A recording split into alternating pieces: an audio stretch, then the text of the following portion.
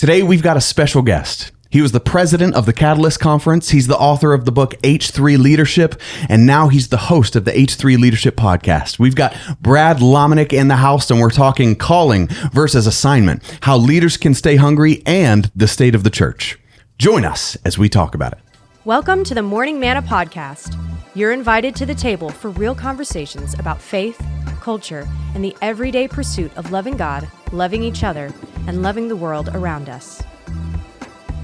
Hey, welcome back to another episode of the Morning Manna Podcast. We're so excited that you're with us. I'm your host, Nick Ertel, and today we've got our lead pastor, Chris Fletcher. This is what my voice sounds like. His beautiful wife, Ray. Hi. And we've got our special guest, Brad Lomenick. Oh, sorry. Oh, is that what you're supposed to do? I'm sorry. Myself. Welcome. Jet lagged, folks. Jet lagged. Yeah, you're coming back from Hawaii, Yeah. so you don't Rough know what life. time it is. Rough life. Yeah, I do know what time it is in Hawaii. It's 2:45 a.m., I believe. in the morning. So, yeah. Wow, goodness gracious. Well, thanks for being here. We appreciate Honored to be here. And Merry Christmas, everybody. you. Yeah, that's right. Hey, The it's Christmas almost here. season. What's fun about Brad is LaFoon's preaching this weekend, and so we were like, "What idiot? What can moron? We get? What moron who is gonna can we step get in?" to try to take LaFoon's place?" And Brad was like, "Well, I'll do it." Listen, Thank you. I'll be the JV left wingback That's good. coming in off the bench That's right. as a sophomore for That's Jim right. LaFoon There anytime. you go. There you go. fun. Do you have a prophetic word for the nations, Brad? Be peaceful and multiply. Okay. Be peaceful. All right. Not be You fruitful. see why we but called we're him? going to be peaceful. That's right. All right. He changed the text. It's That's fine. right. But it's Christmas time. All right. Producer is. Bryson, what do you got for us Hallelujah. today? Well, we have we want to take advantage of Brad being here, so I want to get to know gosh. you as fast as humanly possible. So we're going to give 60 seconds. I'm going to ask you questions. Your goal is to get through as many questions as you Okay. can in this 60-second time Great. period. Here, let me actually get a timer. But the little twist to this is I want, even though like the other panel members will not be responding to this, I do want their opinion. So as you give your answers, they're going to either throw up a green or a red to see if they. you don't get. You have to answer, and we Yeah. have to decide if we This think is it's our true. opinion of his Our answer. opinion. Oh, our opinion. Of his Yeah. answer. So me- beautiful. We like So this. We don't I like agree this. with you or I do not agree with you. Oh, I Got like it. this game. As I say it. Or, Yes. As you got say. it. And it's About got to be yourself. quick, right? It's got to be quick. Got to be Yeah. quick. He's Gotta be got quick. more I'm gonna- questions than you can answer. All right. Yeah, we have 30. I have 30 questions prepared in 60 seconds. So if you get through all of them, Did honestly, you I'll be work last impressed. week? Huh? Did you work last week? This is his, Don't this is his assume job. How This are is you his so job. prepared to quiz Brad? He's also a closet fan of Lomenick. That's what it is. Well, after reading, He broke some- open his something- journal. Well, the easy thing is once you find Dear out that you're diary. a golf fan, Oh. I'm like, oh, this is easy. Oh, beautiful. I mean, there's going to be a lot thrown in here. Let's go but- down the golf rabbit trail I'm as already far as you gonna want to put go. Yeah. Hold on, Rachel's let me already re- out. I'm in though. immediately now. Yeah, yeah. I'm going to cancel her. All right. Is everybody ready? Yes. Yes. 60 seconds on the clock. All right. I'll start. Once I ask the first question, I'll start the timer. Okay. All right. What is your favorite city to visit? London. All right. Worst airport to fly through? London. Star Trek or Star Wars? Star Wars. One character trait that every young person should learn. Humility. What is your go-to beverage? Diet Dr. Pepper or coffee. Pulled pork or brisket? Brisket. What's your favorite podcast? This one. Come on. Yes, all green arrows. going, keep Audiobooks going. or conventional reading? Audio. How fast do you listen to your audiobooks? 2X. What is your favorite golf course? St. Andrews. Oh my. Favorite old club course. in your bag? Pitch and wedge. All right. What is your favorite gospel? Matthew. Who is the best basketball player of all time? Michael Jordan. Duh. What is your go-to music genre? Worship, of course. Is a hot dog a sandwich? Yes. All right. Short answer. Number one problem facing the church? Oh, short answer? Yes. Too long, Brad. Go. Lack of humility. Oh Okay. wow. Rank the Lord of the Rings series on a scale of 1 to 10. 4. Favorite pair of Boo. Jordans? Favorite what? Favorite pair of Jordans?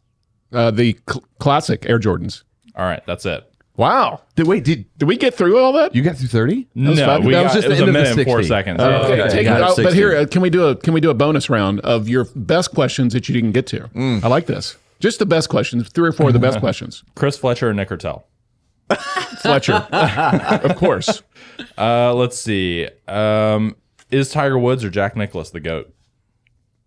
Come on, man. Come on, man. I almost responded. Come Then on. paused. I doubled down. I'm gonna go Nicholas. I agree. I know with you. that's very Strong controversial. name. Most influential strong church name. in America. Besides Manna, Yes. Life Church. Life Okay. Church. true. What is Correct. your dream Correct show. car? I'm going to say a 2026 loaded Tahoe. Wow. Oh, I didn't see that coming.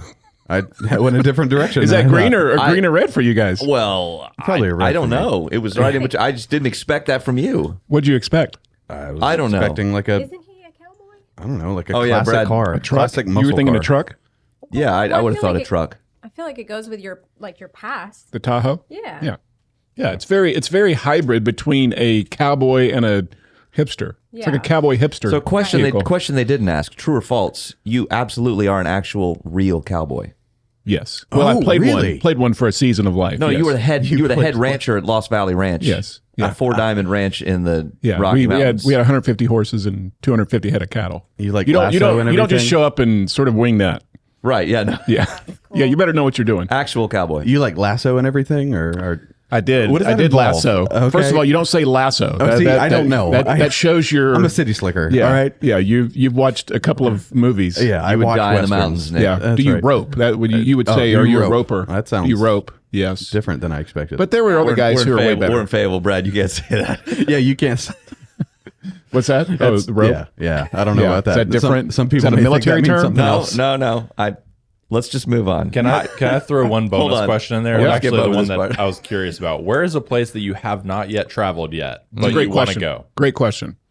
I'm gonna throw two out for you. I only asked for one, Brad. I know, but they're closely connected. South Africa, and then while we're there, let's just head on down to Antarctica Whoa. Interesting. because it's not that far. Like Yeah, yeah. once you get down there to Might the, as- might All as three well. of you into the down there. southern hemisphere. There's Yeah. like 3 people. I think we need a manna location in gotta- Antarctica. come on. Sure. Yeah. Reaching we'll all send, people. We'll send Nick to pastor. He's got the perfect personality. Bryson can be his chief of staff based on his work ethic. It's going to Just be great. double the Yeah. population. Yeah, shout out, by the way, in Maui, gonna be awesome. Dustin Woodward from Citizen Church. They've got a location there. Now, the reason I bring that real? up is In because Antarctica? No, in Maui. in Maui. okay, all in right, Maui. wow. You didn't shift gears real well, I'm Tahoe. saying that Manna Church could have an There Antarctica you go. location. Okay, right. That way, you're going down there quite Sure. often for the, for the vision trip. It'd be a first. You would what? I feel like my sweater would fit in there. No, your sweater would go the North weather. Pole, not the South. It's It's a dry cold. It's a dry cold down there in Antarctica. yeah, you tell It's the people there frozen that. tundra. What does it matter? Okay. Tell the penguins that. I don't know. grief. Anyway, all right, well, let's jump into the meat and potatoes. First of all, I got to shout out the H3 Leadership Podcast, Let's which go. you are the host. I listen to that on a regular basis. Listen, y'all, if y'all don't already listen to the H3 Leadership Podcast, you got to do it. It's got some great nuggets of gold. You've got special guests on there all the time. Great leadership. I need I a new think- name, Nick, by the way. What's that? I need this team to help me brainstorm a new name for the podcast because we really don't talk about H3 leadership. It's the name of book. it's the name of your book. No, it's the book. It's the brand, I guess, but it doesn't. I don't really get into it. The on- Brad on the Lomenick podcast. Show. The Brad Lomenick Show, BLS. the Brad Lomenick something starts with B. The Brad Lomenick Boisterous. I've always Yeah, wanted just- to talk among yourselves. Talk among yourselves. talk amongst yourselves. We're sitting down to talk. And that's how you run the show, honestly. I listen to it and I hear your guests all the time. They're like, oh, we started? Oh, my gosh. And Well, you got to listen. The number one thing I learned in the years of Catalyst of doing these interviews backstage, yeah. start the recording before they Without get in them the knowing. room, before they know, and then keep it going once you tell them you're done. That's good. That's when all the gold comes out. that is true.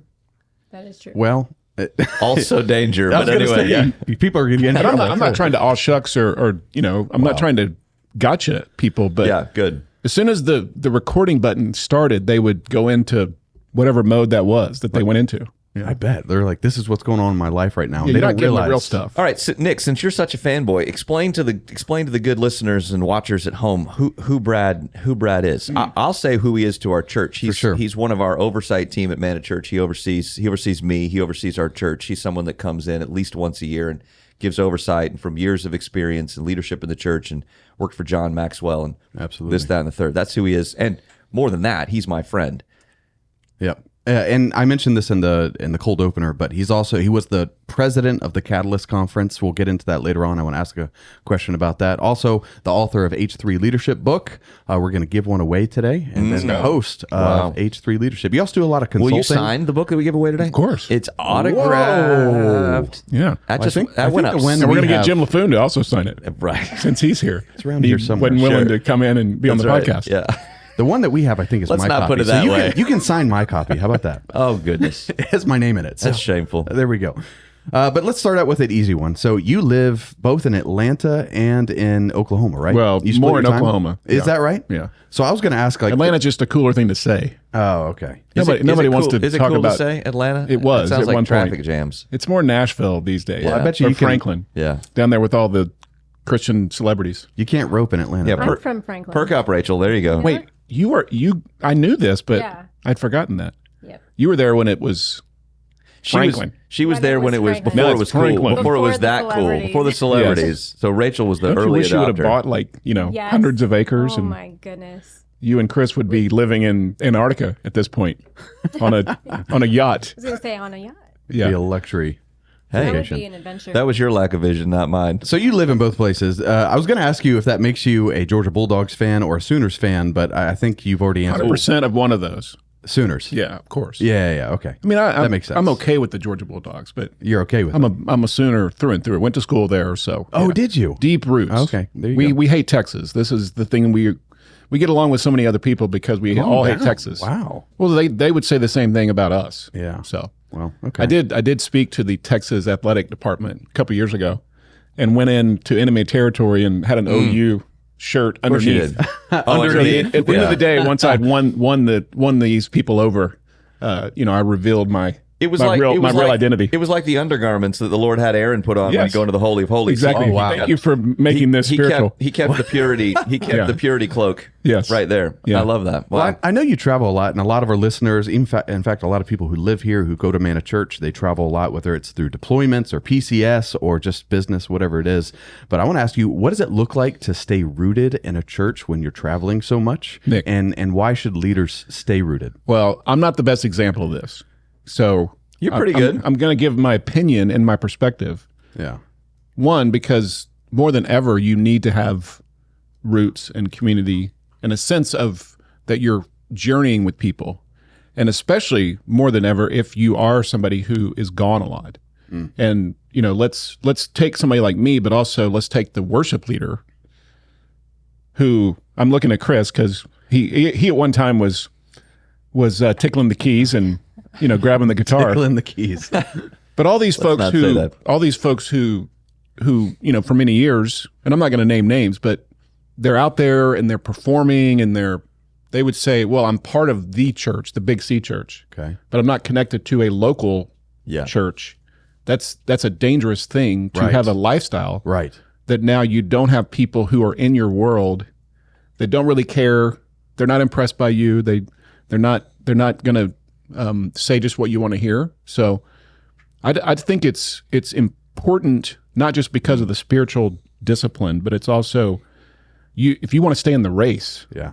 long term, you have to have Accountability. people. Yeah, you have to have people who are at least in your world enough to know, well, why weren't you at church? Or if you're That's what I'm not saying. there, Yeah.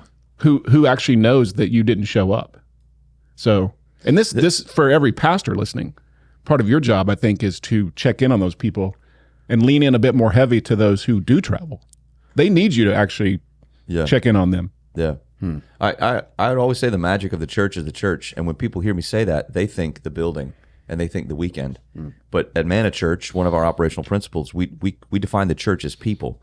So the magic of the church is the church. And the reason for the gathering is because of interfacing with the only thing Jesus went to the cross for, which is other people. I think people are the most important thing to him. Absolutely. So it's the value of showing up. You and I were in church yesterday. You and I went to service. You preached late, I preached early. So I came early to be with you, and you stayed late to be with me. For sure. Not because we got compensated extra or compensated at all. Yeah, for no one sitting said in the we had service. to do that. No one said we had to do that. We came because I'm not going to see the people at 8:15 unless I show up. So I showed up. Yeah. I'm just not preaching that. That's good. Ray, I know that you traveled a lot, or at least your family moved around when you were younger. Your dad was a worship leader, musician. Y'all lived in Yes. Tennessee, right? Yeah. And you also are from New Jersey. Yeah. So what did being rooted in church do for you? Help you stabilize? I mean, what did that look like for Your you? dad traveled though. Your dad was yeah. a worship I was gonna say leader. that. He was on the My road. dad, for a season, yeah, we did. We actually traveled for a summer as a family, which was amazing. Wow. But She keeps bringing me back to that. She's like, "We traveled as a family. We can do it too." I'm like, "I don't want we to sleep in a did van with kids." in an old conversion van. Wow. That sounds magical to kid Rachel, but adult Rachel, no, come we on. have so many. I have so many good memories from that time. So while I grew up in ministry, my grandfather was the pastor, and then my dad. And so, what was your question? Just When you're moving around so much, or even just moving from one place to another, how do you stay rooted in the church? Like, how does that help you? I'm thinking about all the people who get PCS from one location to another. The lead pastor's wife, the one who we lead the church together, right, is a transplant to Manna Church. Right. She came here and got involved in getting it. So when people are like, I just don't know how to break into Manna, don't ask me. I was born here. What's Ask her. PCS, by the way? Permanent change of station. Thank you. Yeah. Well, obviously with my background, I just knew the importance of being in church. And I was a kid, but I was 19 when I moved here. And so that was a weird age. That was a weird age to get connected, but you just have to do it. You just have to do it. Yeah. I joined small groups, which our church is great at. Did the first small group you joined work? Yes. Oh, wow. Every small group you've ever joined at I Manna don't Church know. has Is always this like worked. a trick question? It is a bit of a trick question. Actually, I met you. Yeah. That's so how our so it did relationship work. grew, was in a small group. So I would say it worked. I was confused by that question. Well, it She's still worked trying and to it didn't figure out work. if it I'm worked. just- So I think Is this I the young think- adult small group? Was this the college? I think singles? people come here sometimes and they're like, it's hard to break in here. So I agree. Sometimes you have to work, and sometimes the first group you join doesn't. That is true. Those aren't your people for life. No, that is true. You got to keep working at it. Yes, and it took. We've been a part of many small groups, but that's what I would say. Get involved in a small group if your church has them. And Manna has. So we have so many great small groups. It's The good. challenge for so many people who travel too is that let's call it, they feel guilty, or they feel a sense of, I'm not attending, and therefore my pastor is probably frustrated with me or mad at me, or they're going to call me or they're going to check in with me because they want to say, They're taking attendance. I haven't seen you on Sunday. And I would say again to the pastors who you're connected to, that business person or that traveling speaker or that somebody who has gone a lot, just pastor them. Don't worry about whether they're there or not, but be somebody who's in their life, and attendance will follow that. It's a lag measurement. But at the same time, everyone don't react. Like, don't react if I stand in a pulpit and say, you should be in church. Sure. If I'm talking to everyone, I'm not talking specifically to you. I'm talking about to all of you. Just because we all can't make every bit of whatever we think is ideal work, we should all stop reacting. And I can't believe you talked about the ideal. Wait. I want to add one more thing. When I moved here, because like I said, it was a really weird age. I didn't know how to get involved at first, or like what small group I wanted to join. And so I actually started serving immediately. And that was where I found a lot of relationships. And I served in children's ministry, and I was a 3-year-old teacher, 3-year-old classroom teacher. And anyway, that was great. That was really life-giving for me. So serve. Yeah, that's Yeah. huge. If you want to engage and be in community, be Yes. connected, start serving. That's good. Well, Brad, I know that we mentioned this a moment ago, you were the president of the Catalyst Conference for years, and I love... ever go? Yes, like 7 or 8 years in a row. We took the interns every single year. Calm down, Nick. Good grief. I was a huge You guys fan. can have a special, like, I loved going to... I was one of the... Were you going to Atlanta or one of the other Yes, places? the Gwinnett Center. Oh. And so if Shout you don't out. know, the Wayback Catalyst Machine here. Conference, I mean, you would get 15 to 20,000 church leaders. Yeah. 30,000, 50,000. Who's counting? 100,000 church 1 leaders. million leaders all gathered boy. together. are you sure in you're Atlanta. not? Are you sure you're not a pastor? The crowd kept getting bigger. Pastor man? That's right. But honestly, any pastor, any big name speaker or musician or band, like they were there. They were there. I got to hear so many voices. I got invited to have lunch with some of those folks. You must have been a big group leader. It was. You were bringing a group. Yes. Chad Johnson, shout out. yeah, He was the absolutely. concierge. He was in It charge was of so sales. cool. Yeah. Anyway, all of it to say, Way cooler than me. that's a really cool thing to say, that you were the president of the Catalyst Conference. I mean, so much success. That's really huge. My question for you is, how do you not allow your identity to get swallowed up by that assignment? Oh gosh, how long do we have here? Because this is the paradox of H3 leadership, which was the book really goes back to that point when I stepped out of leading Catalyst. It's one of your superpowers, though, Brad. What's that? This identity calling in the midst of such incredible success. Because Americans have such a hard time with, if I have so much success, I should never leave it. Yes. I should find a way to hold on to it. And then you stepped out of it and then went through the identity thing of removing. I think it's your superpower. Well, you all, I mean, let's unpack it together. But calling an assignment, so important for people today because so many, especially younger leaders, but all of us, are navigating perhaps 20 different seasons, maybe even up to 30 different seasons of assignment over the course of your career. If you're coming out of college right now, you're going to have a lot of different jobs. And that's because of free agency, because of the reality of the gig economy. So if you don't understand the riverbanks on your life, then you're going to have a real sense of chaos when you start changing jobs or finding new things that you're tied to. So the premise, identity is who you are, calling is let's call it the why you're here. It gives you direction, and then assignment is what you do. Right. And so Catalyst was an assignment for me. It was a season of vocational expression that gave evidence to my calling, which then should reflect my identity. The challenge is that it had become my identity and my calling.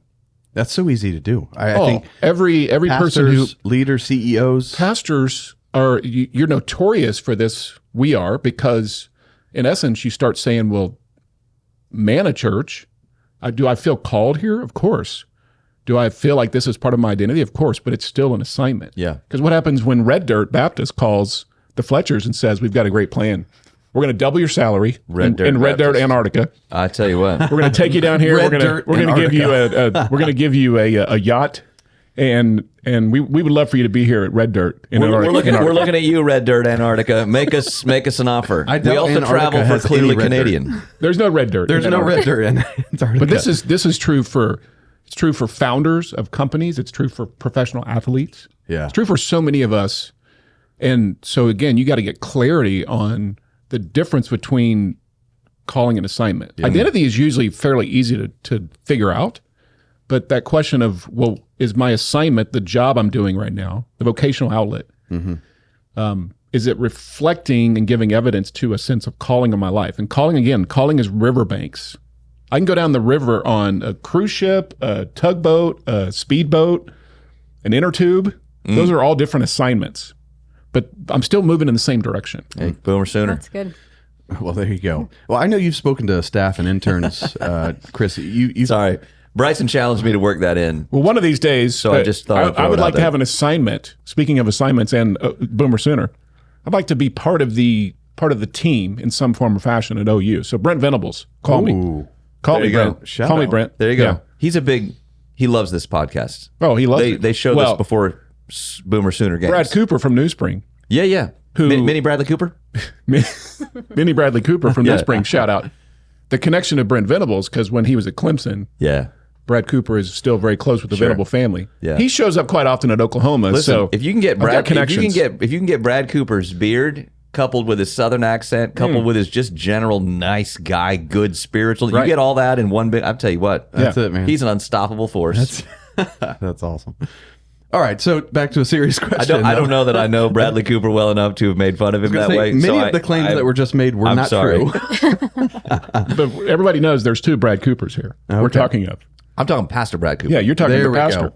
Yeah. The other guy, we don't know. We don't know the other guy. I'm sure he listens as well. There you go. Yeah.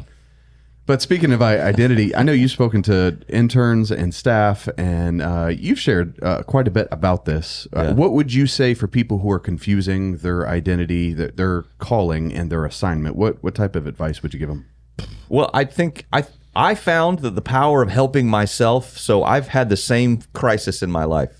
I can think to when you were making fun of me for being a worship leader, but it is a bit of all that when you step out of the only thing I've done for my life, and then step into another season in the same place. So that's where it gets all kind of like, so I'm transitioning from one thing to another and laying this and that down.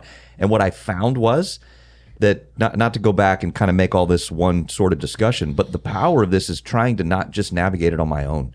I found the power of, so Brad, Sean Morgan, Josh Surratt, Jonathan Fletcher, these are my 911 call guys that I can pick the phone up and call pretty much at any moment. They'll answer wherever they are. That's big. And give me insight on, I can remember 2-3 years ago in the midst of transitioning this thing and that, I was in crisis trying to figure out how do I answer and respond and move in a way that's not going to sideline me, mess what's going on up.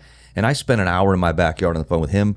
I spent an hour in the backyard on my phone with Sean Morgan. I had a collection of people around me who spoke into my life who said, let me help you. Let me help you. It's a little simpler than you're making it. Because sometimes, as crazy as it sounds, life is difficult, but life is a little more simple than we make it. We make it difficult because we bring all this emotion and other stuff in. And when you have people with whom you're accountable, you can give the keys away and go, make this a little simpler. Yeah. And they're like, okay. And we're talking about vocational expression here. That's a really important thing especially for Christians, because Christians, we get confused. We start going, well, isn't my identity and calling to know God and make him known?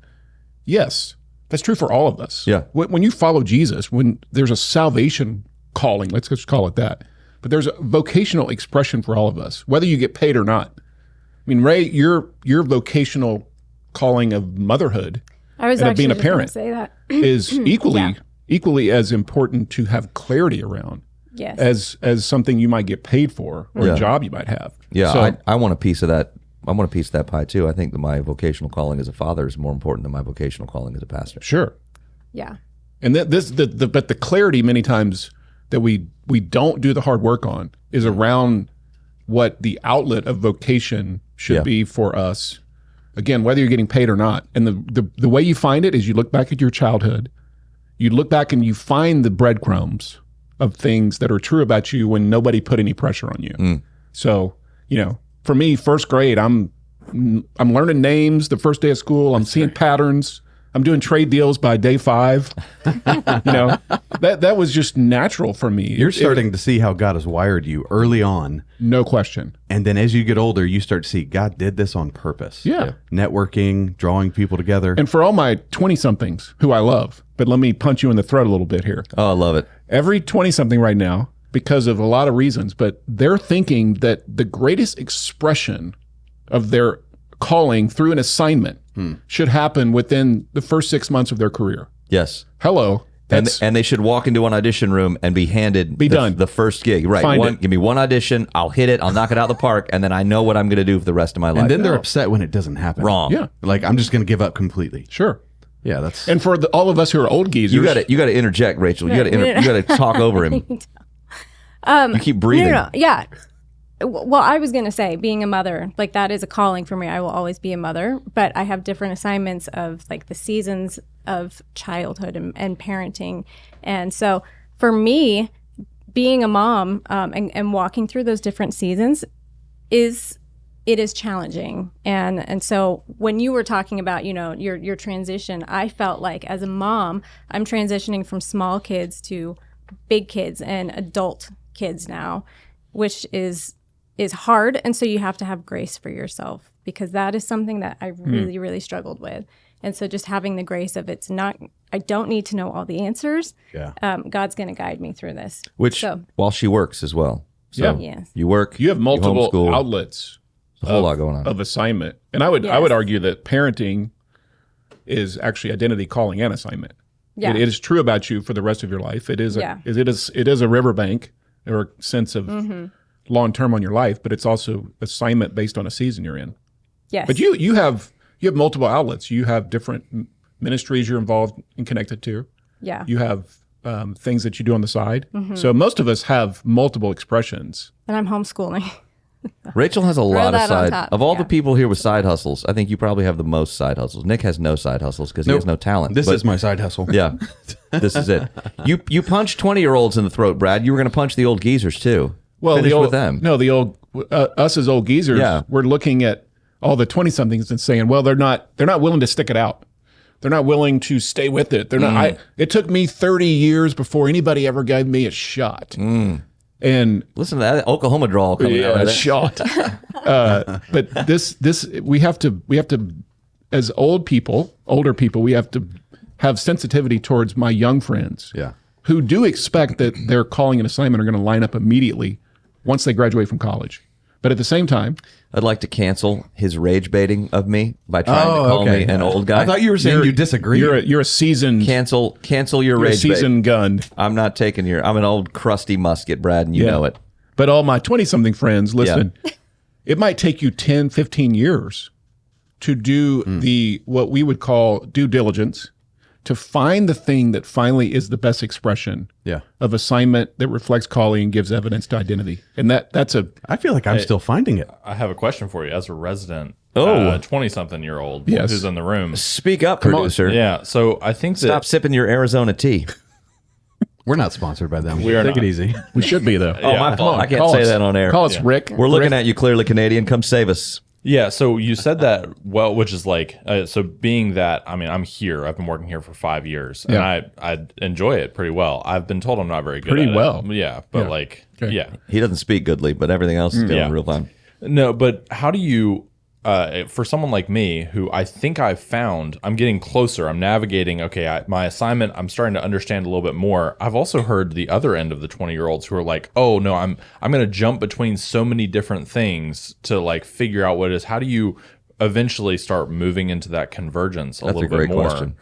How do you know when you've started to catch a little bit more onto it rather than just always looking like the grass is a little bit greener? Why are you sitting there? Well, get Nick out of here. Yeah, exactly. Get over here on this side. Get over here. Get over here on this side of the Nick's cameras. phoning it in, and we got all wise 20-something. I need to fire him before I lose a job. Well, you said it. It's convergence. You're looking for evidence, and you're taking notes on the season you're in. So you're finding things that are truest expressions of you, while also being faithful to the role you have. And the reality is this: everybody is going to have to navigate things about let's call it a job that they don't like, or they're not good at, or you can't. If you find that best expression, great. But which of those extremes do you need to be on? You need to be in the middle. Mm-hmm. It's not an either or, right? Yeah. So at some point, though, you're gonna feel, oh, this is probably the truest thing about me.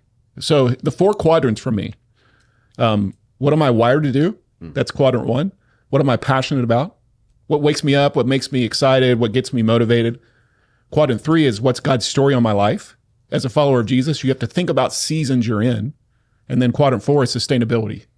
Sustainability meaning, can I actually get a paycheck or create some kind of lifestyle that allows for me to pay and be a good steward of the season I'm in? Those 4 quadrants. And I think sometimes we're in too much of a rush to solve the problem. So if you think back to when you first started algebra or some type thing, you looked at equations that were like A plus B equals C, and those aren't solvable. Then they start throwing numbers in, and we start playing with imaginary numbers. Far too often people look at their life like they look at a math problem. I just want to solve this and use one formula and be done with it. And the thing is, the more complex the math problem becomes, I have to use more formulas. I have to reduce and then fly something in and then use something else. And there are some problems, as difficult as they are, that are not actually pitched to you. So I tutor seniors in high school, and we're in very advanced math, a lot of which is not actually solvable right now. So all we're doing is not solving, we're reducing. Oh, yeah. And so I think that as you're walking this path, I think it's really important to remember that I'm not trying to solve for my life. That's his problem, as if he's up there. But that's the Holy Spirit in me. My job is to cooperate and just reduce the equation. I'm reducing things. I'm stepping forward and I'm going, all right, well, not that. Let's pick that up, toss that in my knapsack. All right, not that. And we just keep going forward. Honing it in more and more. To be honest with you, I'm not just preaching something I haven't walked myself. If I had not started, I think it was the wisdom of God that I had started this advice or thinking this way when I was a worship pastor, because otherwise the transition from worship to lead pastor, if I hadn't already started thinking this way, you will hamstring your 40 to 50-year-old succession or whatever you're getting. You will hamstring yourself later in life if you make everything binary.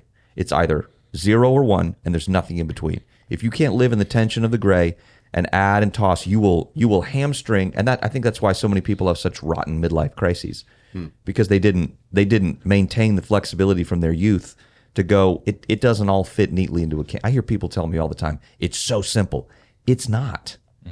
And don't just assume that working for a church or in a ministry, in a Christian environment, is the right answer. Right. Hello, there's a lot of people that are on staff in churches that shouldn't be.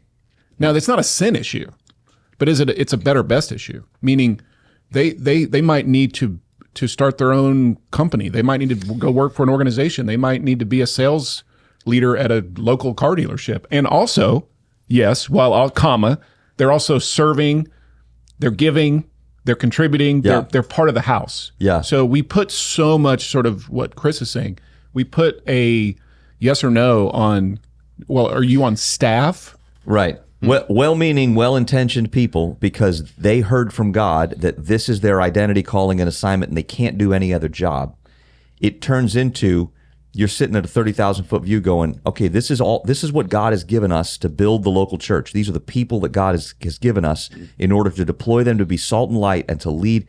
And then I'm going, why am I having to convince all these people to not do what they're doing because they're so wrapped up in their assignment? I can't convince them. No, the call was never. You were not called to the bass guitar. You were not called to the guitar. It was an assignment. It was a tool that was in your hand for a time, but you weren't called to that. Right. Anyway. Yeah, some people see that as the pinnacle. Like, man, if I could work at the church, then man, that's the pinnacle of serving God and doing the right thing. And that's not It could necessarily. be. It could be if that's Doesn't what have to be though. Yeah, if that's your assignment. Yeah. And this is again for all of my friends who are pastors and on staff at a church. Part of your job, part of your assignment, and the season you're in, regardless of whether you're senior pastor or you're the lowest person on the totem pole, is help release those kingdom entrepreneurs in your congregation. Amen. That's to find their expression and to feel like, wait, I'm on the starting team, even though I'm not necessarily on staff. Right. Yes. Ed Slavoso has a book called Anointed for Business. Anointed for business. Slavoso. That's a great name. Ed Slavoso. My name was Great book. Slavoso. I'd be famous. Speaking of books, though, you wrote the book H3 Leadership. That was a great transition, Nick. Wow. It's a fabulous transition. Been working on that. Huh? Thank Green. you. That's green for All right. transition. So we're going to give away the book at the end of the show, but for the uninitiated, H3, not Hungry Hippos, but That was his first draft. His publisher made him change it. Yeah. That's all he had to Humble. bring. It was an experiential book. here's the Designed for, It was a coloring designed book. It was written for designed you. for 3-year-olds to 12. That was the first book I read, or Stephanie read to me. Excuse me. That's right. Yeah. Let me get it right. All right. So we've got humble, hungry, hustle. Yeah. So just in a nutshell, can you define each one of those? Yeah, just- humility. It's not about you. Hungry. I'm always willing to learn, and I'm going to have a curiosity posture for my entire life. And then hustle. I'm willing to get it done, but I'm also willing to know that there's a bigger story, and that there's a generosity factor, abundance in the hustle. This is biblical hustle we're talking about. Yeah. So there's collaboration, there's generosity, there's a spirit of margin. There's those are all pieces of the hustle factor that the worldly hustle doesn't take into account. Right. It's a great book. I have skimmed it.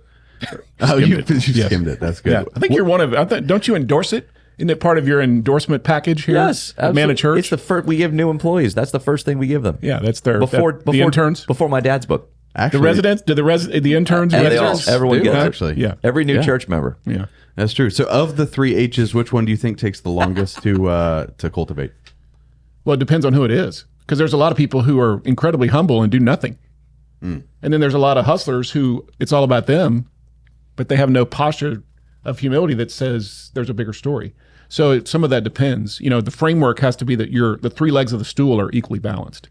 So I can't answer that without knowing. Well, let's answer personally around the let's- table then. let's- yeah, let's talk about you, Nick. Yeah, I would say for me, I did think about this, and I was thinking for me, I feel like the first one, humble, because finding your identity in Christ, but also coming back to like, hey, it's not just about me. It's about the bigger thing of what God is doing in the corporate church. And yes, I'm a part of that. Yes, I need to own the piece that he's given me, but I need to remember the corporate thing of what he's doing here. And I don't know, that'll change how you make decisions. That'll change what you prioritize. And so for me, I've got to stay rooted in that. And the other things begin to align as I come back to that. And maybe that's just me, but of you 3, humble, hungry, hustle, what's the thing you got to focus on the most? All right, I'll go first. Sacrificial lamb. Humble. Possibly not how you might think. I really genuinely don't get up and think about myself. I mean, I'm human, but my driving force is not to come in and make everything around me great. Humble because it's a challenge for me to lead people and to lead people through pain, and have so often throughout my life had my pain very rarely even validated, much less seen. So thinking of others and thinking of their pain and putting their pain before my pain when it's not fair, that's a struggle for me. And before we move to Rachel, like the thing about humility and the way I'm sort of playing it out in the book, the habits of humility, it goes back to what we were talking about with calling an assignment. That's a habit of humility, of clarity. Yeah. There's also a habit of self-awareness. So the most content, humble leaders, they're the most self-aware leaders, which makes them incredibly confident. So it doesn't, humility as a leader doesn't mean you're not confident. Right. It just means that you're clear and that you have a self-awareness to you that then allows for people to say, well, I can follow this person because they have done the homework and the hard work of actually knowing who they are and how they're wired. I'm always trying to focus on my self-awareness because I recognize there are times where I can get driven and miss the forest for the trees. I tell people that all the time. I need to improve on that, but it's not because I don't love people. It's because I'm mission driven more than I'm people driven. Right, and I get that. But I'm not people driven. Well, and this is not a box that you check. Like, oh, I got it now. I love how you said it's a rhythm. You come back to this regularly. And I think that's why I say for me, this is the thing that takes the most cultivating. Not because I feel like I'm some arrogant person, but because the more I come back to this, the more I find the rest of it aligns. The most leaders are not arrogant. There are some that are just truly arrogant. Most leaders are insecure. And insecurity is because they haven't wrestled down self-awareness. And so when you find a leader that you don't feel like is humble, it's not because they're full of themselves most of the time. It's because they're not clear on themselves. That's a big distinction for a lot of leaders. You look like a false humility sort of thing? Exactly. Okay. Yes. Or that they've risen in the ranks all of a sudden and now they're in charge. And everybody's looking around going, hey, I'll follow you. But you've got to get self-aware. And now you're walking in like you know all the answers. And we all know that you're just that same seventh grader, right? That is trying looking to figure around it going, out. I don't know what I'm doing. Right. Now, how much, again, Pat Lencioni has a great book called Ideal Team Player. He talks about some of these things. That's a fantastic book. Yeah. But how far do you go with your self-awareness? I don't know. But you're probably not hitting that line yet. I'll let you know if I get there. Yeah. You'll let me know if I get there. Well, Rachel, Brad, I'd love to hear from you guys too. What do you think the H is that you have to focus on the most? Humble, hungry, or hustle? I feel like this is one I have to go away and think about it. We're so similar. We're so opposite in the good ways, and then in the really hard ways, we're so similar. Chris and I, for those who aren't watching, we just held hands, Spotify listeners. Yes, they did. They did. It's getting romantic on the set. I think that would be my something that I always struggle with. Yeah, yeah. Just because y'all are also both. But she's highly ambitious. Yes, she's so much more pastoral than I am, though, in the sense that she's a fantastic foil for me. Because while we are wired similarly in a lot of ways, she at the same time will be like, Chris, slow down, don't say that, don't say this. I mean, I run stuff by her before I run it by all the rest of you because she's a better. This is going to land the way you want it to land. I mean, I do agree with that. I think I'm really good. You're not wrong. Okay. I think that I am really good. I have to come home and get permission for all the things I'm going to do tomorrow. That's what happens. Like hunger, I think that's like a strong suit of mine. I'm very much like she is more hunger driven than I am. Yes. She is more visionary than I am in that way. I am. So that is not a struggle for me. But yeah, I would say this: you've got them all figured out. Right. Your legs of the stool are equally balanced. Is that what you're saying for yourself? No, I'm saying that for her. Oh, okay. Yeah. What would you say for yourself? I wrote the book, Nick. So they're all in balance. Well, you still have to choose. That doesn't mean you're. Here's what I would say. Most of us as leaders who have a inkling towards ambition. Yeah. The thing we have to wrestle with the most is humility. Yeah. And not humility based on, do I understand there's a bigger story? Because we all, as followers of Jesus, we better be aware of that. It's the hard work of self-awareness. That is it's a lifetime journey you have to go on of constantly saying, am I aware? Is my team aware? Are the people around me aware that now I'm aware? That's the cycle. Right. And let me not, before I sound like I'm making excuses, let me just really, I'm a verbal processor. So confident verbal processor who's clear on where we're headed as an organization. You can see why my struggle you would perceive my struggle as self-awareness. Now that's true. I need to work on self-awareness, but while a lot of people will go and sit and think for 3 days and then come back and go, here's what I've thought about, I'm processing currently because it's the way God made me and wired me. Nonstop. And if The way I'm she working, said that, though. Hurtful. by the way, if I'm working for you, Yeah. that's part of my job as an H3 leader is to actually understand that and now help you navigate that. That's what we call leading up in the right. organization. That's right. So, that's the other thing that most people aren't willing to do. How do you do that? How far you want to go on this one? Well, here's the thing. So, I'm part of the team here, and I'm pretty close. How do you do that? That's what I'm saying. How do you do that for Chris? I'm literally asking you right now, how can I do my job better so I can support him? Well, and first thing is you say, Chris, how would you like me to do that?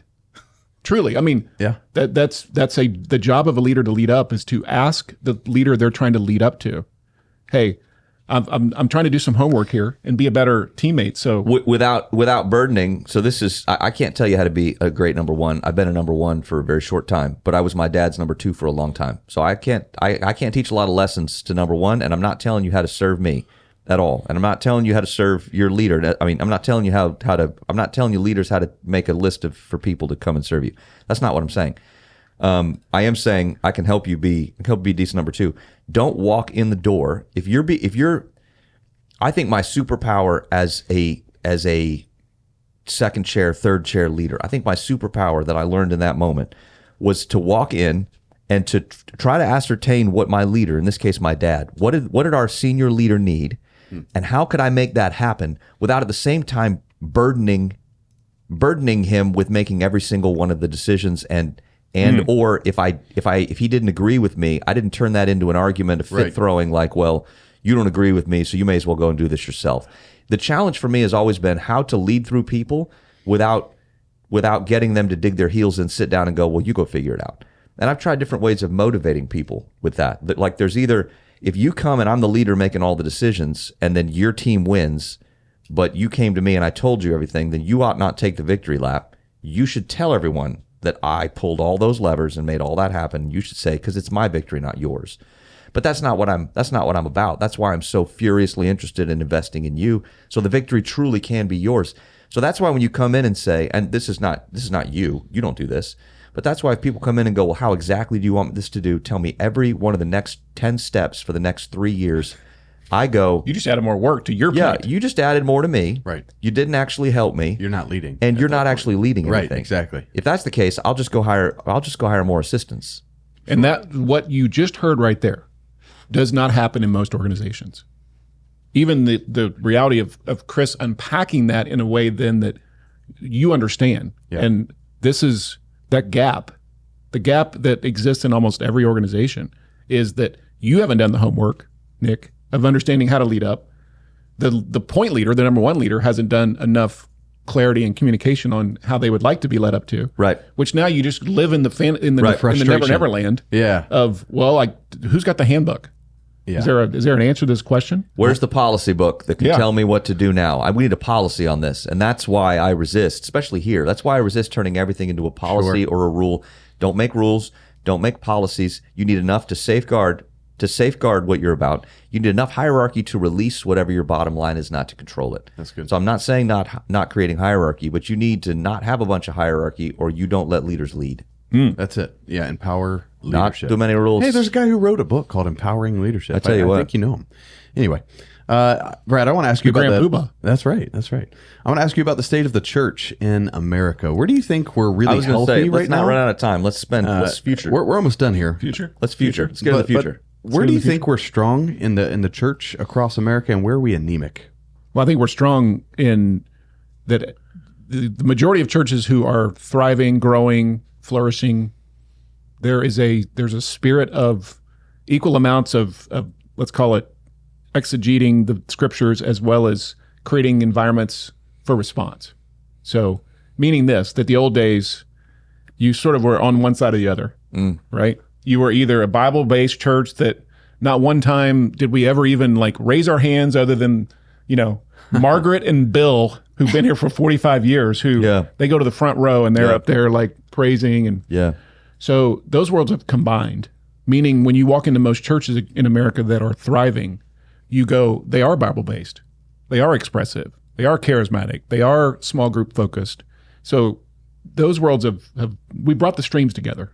So that's good. That's a good thing. That's something that we've done right. That's a good thing. What's something that because I would say it's a reflection of Scripture. Something we're anemic at? Yeah. What do we need help with across the church in America? Like, what's something that we got to get better at this, guys? And go. And here we go. Yeah. Well, there's several things. Let's talk about one, which is again going back to is this built around a personality, or is it built around what a true biblical expression of a church is? Now, I don't think a lot of personality-driven churches are trying to be personality-driven. It ends up happening that way. So, okay.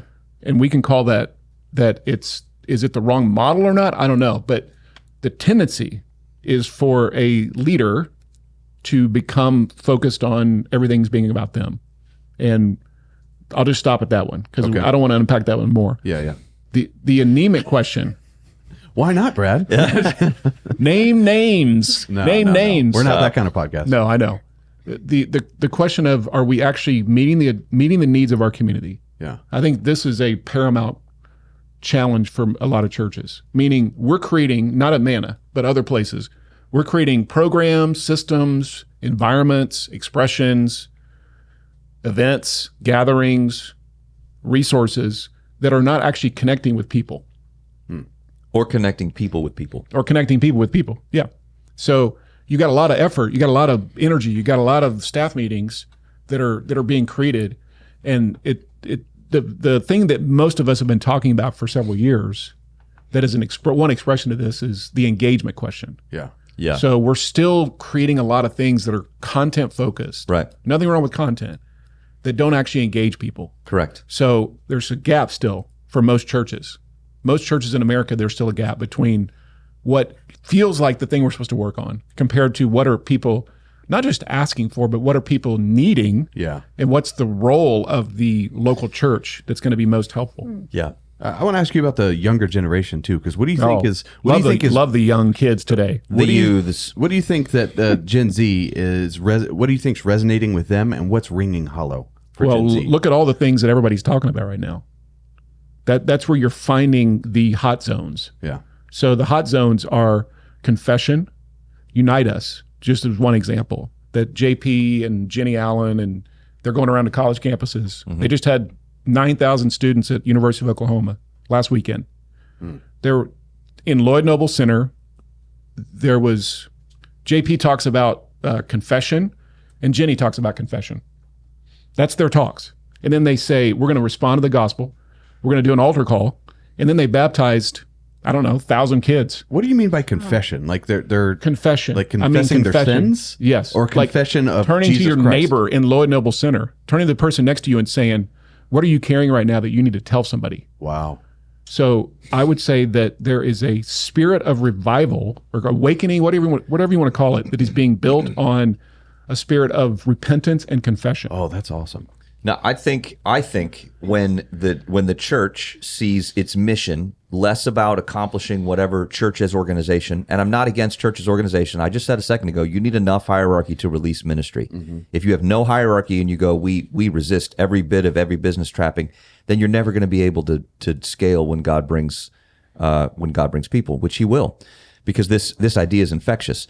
But working to then take that, so it's the combination of the gathering and the big gathered that at the same time leads to the smaller gathering, because I'm just going to tell you, God can do amazing things in a moment. That right there is a moment. I'm sitting in the center. I confess to my neighbor. I go, oh my gosh, God touched me. I feel the feels. The thing is, God does a whole bunch of things. I grew up in youth ministry. God does a whole bunch of things, or kids feel like something's been done in a moment. They never actually walk out. They leave the freedom right there on the table. They never walk it out. I'm telling you, because it's scriptural. I'm telling you because I lived this out myself. I'm telling you because I tell you what, Let's try this as a church. If it doesn't work, then you can dock my pay.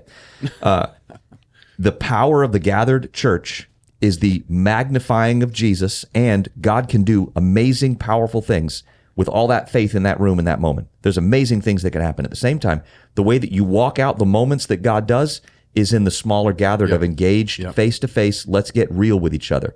The only way you're going to walk that rhythm, God has done some great things in my life that I have walked out over the rest of my life with a small group of people who hold me accountable to that. So this is nothing new. So it's the marrying of the two. Both and. This is walking out the principles we've seen in the Bible, and this is nothing new, but it's amazing to see this resurgence and hunger for it. Yeah, So everybody knows this because every generation is different. Gen Z, call them, even the younger ones that are now going to be Gen A, Alpha. Yep. But anybody who's younger, they're looking for authenticity. They're looking for something that feels like community. That's a connection point. They want to connect in community. They're equally interested in listening to your 45-minute sermon as they are actually give me somebody I can talk to. Yes. And Noah, just one example, Noah Heron at the Way in Nashville, shout out. The Way Church. I think they're doing potlucks like on the regular. Oh, that's cool. And they're wanting to bring back Sunday school. That's old school, man. Old school. Yeah. So whatever's old and vintage is now sort of back in vogue in regards to how do you actually gather people. It's what Chris just said. So if you're a pastor and you're thinking, I'm going to spend 17 hours on my sermon this week, well, awesome. But I would put maybe at least half of that into thinking about how you're going to connect people. That's correct. Rachel. Yeah. What do you think about the next gen and what they're interested for, or what they're hungry for? Because you have this insanely ridiculous habit of opening our home every weekend, and we're I was just going to ask the same thing. Oh, yeah. Like, have you noticed these trends? Oh, yeah. Overrun. Oh, my home is overrun with teenagers every weekend. It is. That is very true. She makes me pay for random hooligans on Sunday morning after church for lunch. They're not random, though. But No one can identify with your They're pain. not random. They're not random. No, But they are hooligans.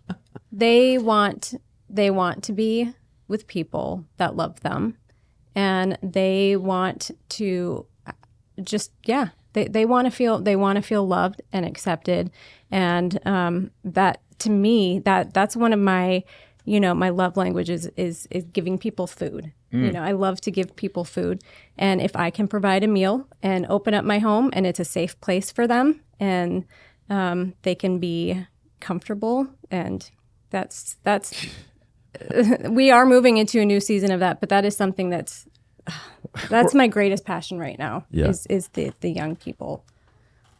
When they're there, are they hanging on a Sunday? They're hanging. Are they talking about stuff? Friday, Saturday, everything. Sunday, Talking. Talking, We hanging, have a pool, swimming. Swimming. Playing outside. We had to cut down on the after 10:30. Yeah. There's there PM? has to Our be. poor neighbors. Oh my God. That's a volume limit. And these I are started teenagers. instituting a volume limit after 10:30. Yeah. So I'm not awake after 10:30. That's I know. crazy. I don't want to. Well, no, that's my problem too. wanna I don't sideline want to be this. awake after 10:30, Oh, but my she's got the party I raging. have a question. I have a follow-up question. How would you why wouldn't you describe that then as part of the youth ministry at Manna? I'm not saying it isn't. I'm saying it is. I believe it is. Yeah. It's a small group. It's just Exactly. Yeah, it's a small group. You're providing an environment for them to come Yes. together. That sounds like a small group. Yes, Yeah. it is. Yeah, but our preparation. So now we're being serious about it. Our preparation is no preparation. We just Nothing. nothing. I don't even. I've gotten away with. I don't even clean my house anymore. That used to be a huge thing for me. I have to Nothing. clean the house. Put on No. a Just sports game come or as you something are. that's safe and sit Yeah. down and watch it. Let them watch it and talk about life. Yeah. But you're mentoring, even though you're not calling it Yeah. something official. It's like passive mentoring. Yeah. It's just through osmosis. You see And how I- we live our lives, and that speaks to you more than if I were to sit down and Yes. lock eyes and say, here's what you need to do. I used to really struggle with being in the ministry. But I have to have the right words. I have to, I have to have the most knowledge or whatever. And then it hit me probably like 5 years ago. I just have to love them. I have to just love them and show them Christ's love and be the physical hands and feet of Jesus to them. You said accepted. What does it, love and acceptance mean? Well, because also I know you guys. I'm assuming that my in-laws are a part of those Oh, yes. Oh, yes, those. Love your in-laws. Well, they're your Boomer neighbors, sinners, right? by the way. Yeah, They're your neighbors. Shout out. Yeah, they are. That's the neighbors. part of the problem. Yeah. Is we got roped into this because we live near them, and so then by the time we live in a cul-de-sac, and then there's some Manna folk there, and it just turns into like this brouhaha is the only way to describe it. Well, what do you mean by Taking over the accepted? cul-de-sac. Loved and accepted. Love and accepted. Yeah, can you define that term? Because showing love and accepting, what does that mean? Oh, that's a great question. Accepting who they are, their past, what they've been through. They're not, the trauma that they've been through, and seeing that God has a future for them and helping to guide them into that. And so we're accepting. But are y'all talking about that on the regular in around the pool? Sometimes. Sometimes, yeah. Probably one-on-one, I would guess. When it comes up, yeah. You're not doing the, hey, everybody, we're going to talk about that we want to love and accept you. So I've got a 40-minute discussion. Oh, but hold on. If you love and accept them prior to, and what I need to know about them is that obviously I'm not just going to go drive down the street with a horn blaring and go, y'all get in my car, come over to my house, I love and accept you. We're doing a thing at 2:30. Sure. No, there's got to be a little bit of this I think is on you youths or whoever wants this type of relationship. It is on you to show a little bit of pursuit, a little bit. But at the same time it's on you folk to be able to be caught a little bit. So it's that thing of coming together. Then the loving and accepting thing is I love and accept wherever you are right now. We're just wherever you are right now is not where we're going to be tomorrow. Yeah. So that's our stated life. We do that with our kids. I love you and accept you right now in the midst of your tantrum, tomfoolery, but I will not accept this tomorrow. I love you. I accept you right now. I'm going to discipline you because I'm not going to accept this tomorrow. And that is our boundaries. Yeah, I think because we're wired similarly, I think the power of our marriage is that we love each other, we accept each other, and our friction point is, all right, we're going to improve and build on this. We always see a better tomorrow than today. And I think if you can see for people, it's one of what we look for in a leader, see and shape the future. Right. I can see a better future for you, and I can't shape it and then I'm going to mold you like Play-Doh, but I can help you take a step into a better future and what a better future looks like. Yeah. And we do that. Yeah. We do that constantly. Rachel looks for people. And all you have to do is say, hey, I have free food. Come eat. Come eat. Hey, they will come. They will come. We have an You're outside creating- stand-up freezer that she packs full of I'm chicken getting nuggets jealous. and fries. Chicken and nugs. Ice pops, ice cream bars. ice cream I'm coming- bars. I'm coming I'm over. serious. I was going to I'm say, not Bryson's getting jealous now. Listen, the lesson on this for all of us, again, who are a bit longer in the tooth, if you create something analog, it's actually incredibly attractive to those people who have been raised in a digital environment. world. That makes sense. Because it was the opposite back in the day. You got when it. you were raised in an analog world, you wanted the digital thing. But now you've got all these kids who they didn't adopt the digital; they were born into it. So the analog is that's good. And you have to be as ready to be as spiritual as I love you, I understand you, let's pray about it. Because here's the crazy thing. People that come over and sit on your couch or sit on your porch till midnight talking about whatever problem they have, they don't actually want you to solve their problem. They want you to listen and love them. That's what they want. They know, everybody inherently, intuitively knows, I can't solve the complexity of this tonight. They don't want solutions tonight. They want love and acceptance. That's good. Well, as we start to wrap this up, I have this last segment that we're going to fill in the blank. I've got 3 sentences, and I just want you to fill in the blank with whatever comes to mind. We're going to go around. You don't have to use your red or green token there. All right. So here's the first one. A leader worth following is blank. What do you say? A leader worth following is... Jesus. You're pointing at me? Yeah, go ahead. Do I give one word? Just Jesus. fill in the blank. I mean, humble, hungry, and hustle. Oh, man. There it is. Is Jesus the wrong Stand answer? on brand. No, Stand on brand. Jesus. Okay, Ray. A It's leader like Jesus. A leader worth following is... Well, obviously. Oh, you're saying an individual leader. That's where you were going, Chris. Yeah, I don't know. I thought we were answering who that leader was. Who Jesus. the leader is. Answer it how you feel led. knows who they are in Christ and confident. There you go. Yeah. Okay. Yeah, I agree with that. A leader worth following is... You know what's funny? Sometimes a leader worth following, you should back yourself enough to follow a leader that you wonder if they're like the right leader. Like, stop being so reliant on the people in front of you. I don't think you can finish the sentence that way. Why? What you mean?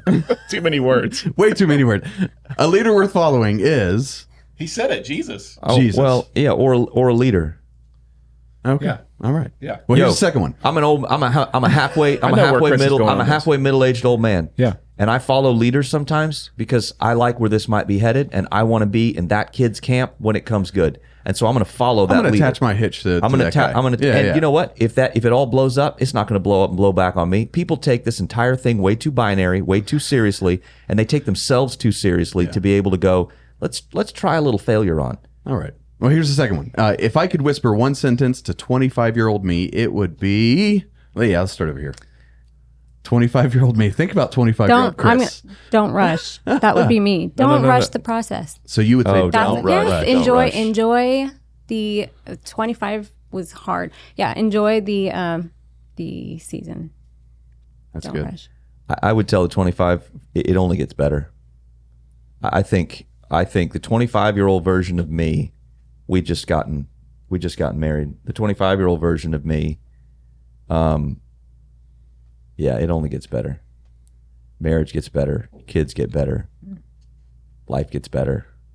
It's hard. It's tough. There's pain in every season. It only gets better. Well, yeah. Enjoy where you are. Enjoy where God's called you. So enjoy. Right Yeah, now. enjoy now. Don't rush. Brad, what would you say? Invest in Apple. That's good. Hey, get ready for this Okay, thing called all right. 2020. Hey, 25-year-old me, just know it's coming. Yeah. Oh, Go ahead and stock up on N95 masks. When you can do the math, but that would have been 1997. So all of the hype dear. about 2000, don't believe it. Oh, yeah, the Y2K. We're remember all that. going away. Yeah, everybody's writing books. Oh, yeah. You know, be a prepper. Put Stocking the cans in your basement. Their barns that they buy. for All those the, yahoos food. that wrote those books that sold a lot of copies. Yeah. We need to bring them all in here and punch them right Did you in the know throat. any people? Did you know any people who went? Yeah, well, I full lived in on- Franklin Oh, at that time, absolutely. and so there were barns full of cans of corn. Let your and barns beans overflow and- with, Canned corn, that was not canned a, beans. Yeah, it's not a All right, last one. fulfillment of the scriptures. The church will be healthiest when we fill in the blank. Who wants it first? The church will be healthiest when we. Don't make things about ourselves and Jesus. Yeah. Make it only about Jesus. Well, yeah, I would say unity in our salvation. I really do believe that when the church sees its citizenship in heaven first before anywhere else, and don't make that what I didn't say. You want to make me you want to make me the angriest in the world. Take what I said, and I'm really intelligent, This is true. and I'd say really clear things on purpose because I'm not trying to say 40 billion other things. I said what I said. Don't make it say what it didn't say. But we have our citizenship in heaven first, and so we pursue our heavenly unity, like we saw. Anyway, Yeah. stop. Yeah, that fill in the blank is Stop. starting to turn into a chapter. It's good. I watched Grant Skeldon one time. He was with this guy, and he was with this guy was an old sage. And so Grant asked him a question, and he responded and did what I just did right there. And Grant looked at him, and if you know Grant, he's got this sort of like, he responds and then laughs while he's responding, which disarms because he's so sweet. But at the same time, it's like, I can't believe you said that. He goes, That's how you get by with saying anything. You well, just this is laugh. what he said. The sage starts responding, and Grant goes, I'm sorry, is that an answer or a TED Talk? Oh, I was there. Okay, now I remember what you're talking. Yes. Wow. Yeah. But he's laughing while he says it, and everyone's like, what a sweet boy that Grant Skeldon is. And I'm like, what? Oh, my gosh. Wow. Okay. Brad, what about you? The church I will be agree with healthiest both of when those. we. I shouldn't have said the thing about my intelligence. I'm an idiot. I'm going to stick in my lane, which is when we lead well. When You we know, lead. we should be the healthiest because we have the healthiest leaders. The church should be leading the way on leadership that Amen. not just reflects Jesus, but also is a good indicator of what it looks like to lead. God's ways work. Yeah.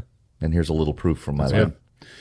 All right. One last bonus question. Are you going to write a book anytime soon? A boot? Am I going to wear a boot? A book. Another book? A book. I had one due 7 years ago. Thanks, Nick, for bringing it up. I just got to ask because, I mean, H3 Leadership, it's so great. What would you like for me to write I need on, the next one. Nick? I don't know. I just need a Brad Lomenick. There is a book. There's a book in motion. I think I'm going to write on the power of connection. Ooh.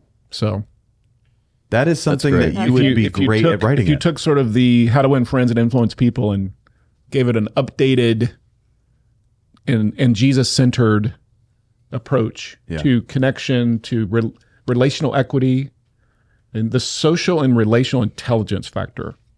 There was a great book called Emotional Intelligence written back in like 20. Yes. Daniel Goleman. 2000. Read not that. 20. Read that with Primal Leadership. Put those two puppies right. together, and that is a powerful Absolutely. combo from Goleman. But I think the thing a lot of people are missing is actually how to read the room. They're not sure what it looks like to be a connector of people. So I think that's the route. Would you read that one? You would be great at that topic because that is your superpower. I think it is. Yeah. So thank you. Yeah. What's I would love the to name hear of that. it? What should we call it? Well, this is not my superpower, so don't ask me. It's called Brad's Superpower. That's right. You could talk about superpowers and then just, talk about yours. I think the And cover how to should. connect. I think the cover should be Finding you in a people's cape. superpowers. It should be you in a cape in your old cowboy outfit. Oh, this is on fabulous. a horse, but the cape's like flapping in the back? behind you. There you go. Oh, okay. Before we go, last thing about So I was at Lost Valley where he was the cowboy head dude rancher for a while. Oh, literally? Literally. We were there on a trip together, and so a few things happened on that trip that sort of gave me a new perspective on Brad. Number one, it was snowing, but like snowing, like falling apart, snowing, like it's going to be Blizzard snow, cataclysmic. yeah. Come to find out, the Denver airport closes tomorrow, but we don't know this today. So Cowboy Brad, everybody in the room is freaking out, trying to change their flights. I got to get out of here. I got to get home. And Brad is like, all of you stop it. There's one more session to come. If I have to, this is exactly what he said. I will snowmobile you down the mountain myself. And I thought, all right, my gosh. this guy's a little different. And then before it had all gone to chaos, he was like, let's go out for a hike. So me and like 3 other guys were like, sure, we'll go hike with Brad. Hike with Brad turns into a mountain climb expedition. man. Like we're at base camp. He's just having a grand old time. We're trying to climb with our bare hands up Pikes Peak, and Brad's like, "Come on, fellas, let's just run up a rock real I quick." think a couple of people had dress shoes on, or not dress shoes. Oh, my but goodness. They weren't hiking. They weren't boots. hiking. One guy Or was in hiking his Vans, shoes, I'm flexing. These are my cool guy shoes. He was sliding all over the place. It was ugly, man, slip that's not sliding. good. especially when we came down. Brad almost killed him. Yeah. Well, I've been alluding to this all along. We're going to give away a copy of your book, H3 Leadership. So, producer Bryson, tell us the details. Yeah, so we want you guys to participate a little bit. So to win this giveaway, you're going to answer this question. Which H do you need most right now? Humble, hungry, or hustle, and why? So once you answer down in the comments down below, we will pick the best answer, and you will win a signed copy of H3 Leadership. And let me add one more Christmas challenge while we're adding challenges. It's Christmas season. It's December. So here's what we're going to do. If one of our pre-Christmas episodes, just one episode gets greater than, what's our record now? 400? What's our record with likes? 700. Are you serious? Yeah. Oh. Stop liking us so much. All right, if we break it, if we get 750, if we get 750 at some episode, 750 likes, okay? Nick will wear a wig and a Santa outfit. Okay. right. Let's not do that, y'all. We don't have to do that.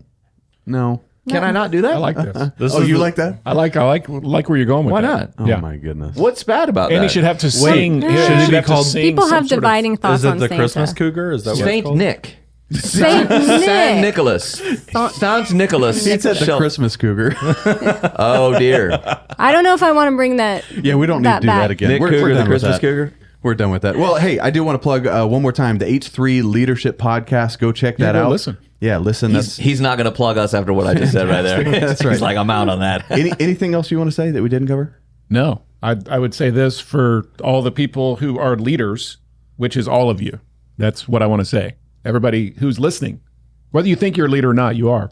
And so add value to people. That's what I learned from John Maxwell. That's good. If you add value, you win as a leader, but you also win as a human and as a follower of Jesus. So find somebody to add value today. Good. I love it. Well, we love you guys so much. God bless you. And until next time, let's change the world. Check out our website, manna.church, to find ways you can get connected with our services, small groups, outreaches, and more.